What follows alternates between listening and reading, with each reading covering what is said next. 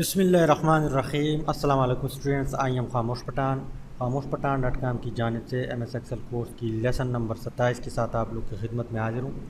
इंशाल्लाह इस वीडियो में हम नेस्टेड इफ़ फंक्शन जो है उसके ऊपर बात करेंगे और इसको प्रॉपर सीखेंगे। तो यहाँ पे जो नेस्टेड वर्ड्स आया हुआ है, अगर आप लोगों को याद हो प्रेप या फर्स्ट में आप लोगों ने पढ़ा होगा कि नेस्ट मीन घोंसला। तो घोंसले में क्या खसूसियत होती है, एक तिल का उसके अंदर एक दूसरा तिल का, उसके दरमियान तीसरा तिल का और इस तरह तिल के और एक घोंसला बन जाता है।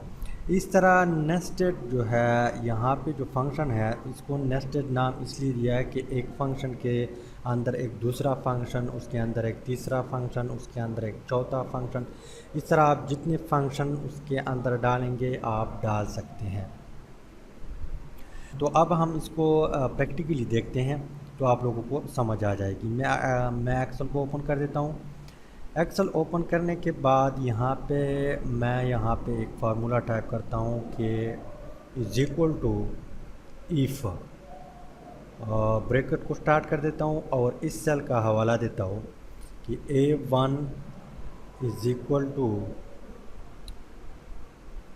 1। देन हमें क्या रिज़ल्ट दे, ONE1 दे, ONE1 सॉरी ONE1। इसके बाद अगर इसको 1 यहाँ पे ना मिले तो फिर क्या करें, कंप्यूटर हमें क्या आंसर दे। तो मैं एक दूसरा फंक्शन ऐड कर देता हूँ, if bracket start A1 is equal to 2 bracket comma, इसके बाद लोअर कोड अपर कोड 2। इसके बाद अगर 2 भी ना मिले तो फिर क्या करें, if bracket 3, A1 is equal to 3 THREE 3।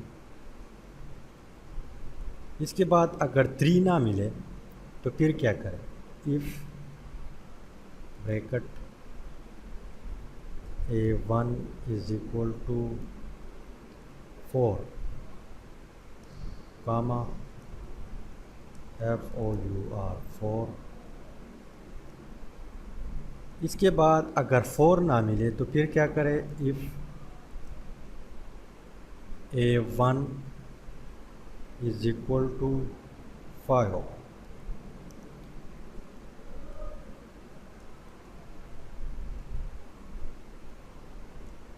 इसके बाद अगर 5 ना मिले तो फिर क्या करें, if A1 is equal to 6।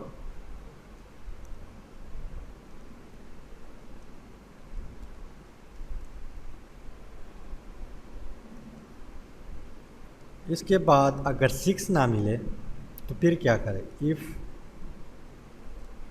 A1 is equal to 7।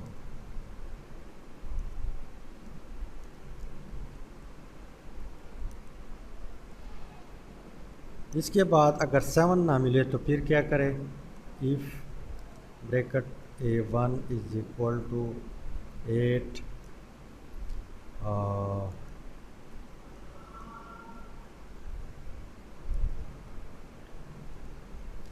इसके बाद अगर 8 भी ना मिले तो फिर क्या करें, if A1 is equal to 9।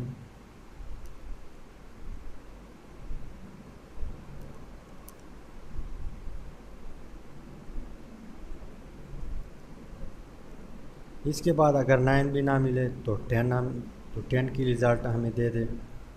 तो if A1 is equal to 10 comma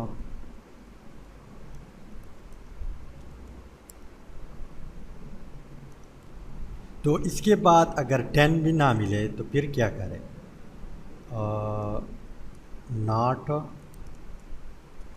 not a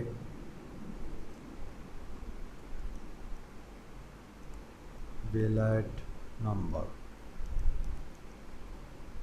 इसके बाद फुल स्टॉप, इसको बंद करनी है और कोड को। अब आप लोगों ने क्या करनी है, यहाँ पे जितनी बार आपने ब्रैकेट को या इफ़ को लगाया हुआ है उतनी बार आपने ब्रैकेट को बंद करनी है। तो हमने यहाँ पे इफ जो है 10 बार यूज़ किया हुआ है, तो हम 10 दफ़ा ब्रैकेट को बंद कर देते हैं। तो 1 2 3 4 5 6 7 8 9 10। इसके बाद आप लोगों ने इंटर प्रेस करना है। जो ही मैंने इंटर प्रेस किया तो यहाँ पे मुझे आंसर मिला है कि नॉट अ वैलिड नंबर। अब मैं क्या कर देता हूँ, यहाँ पे इसको यहाँ से खींच लेता हूँ यहाँ तक। अब मैं यहाँ पे टाइप कर देता हूँ 1 और इंटर कर देता हूँ। जो ही मैंने 1 को यहाँ पे टाइप किया तो फ़ौरन यहाँ पे मुझे आंसर मिला 1। इसके बाद यहाँ पे 2 को टाइप किया, 3 को टाइप किया, 4 को टाइप, इस तरह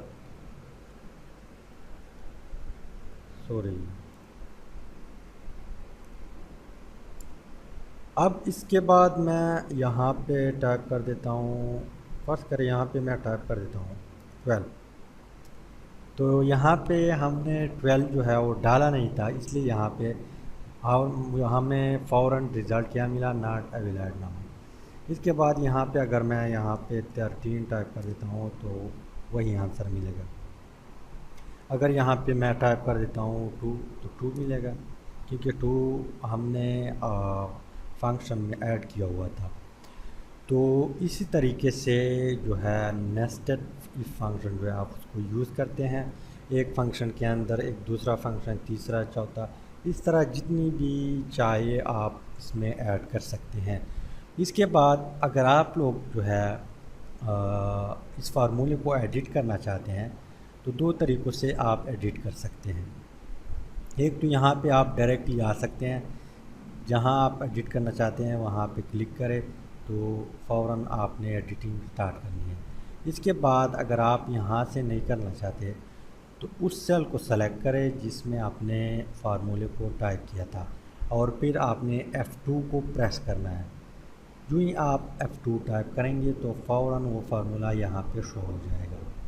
तो इस तरीके से भी आप एडिट कर सकते हैं और फिर आप लोगों ने इंटर प्रेस कर देना। तो उम्मीद है कि वीडियो का कुछ ना कुछ आप लोगों को आइडिया मिला होगा। अगर मिला है तो वीडियो को लाइक करें, शेयर करें और चैनल को ज़रूर सब्सक्राइब करें। Thanks for watching.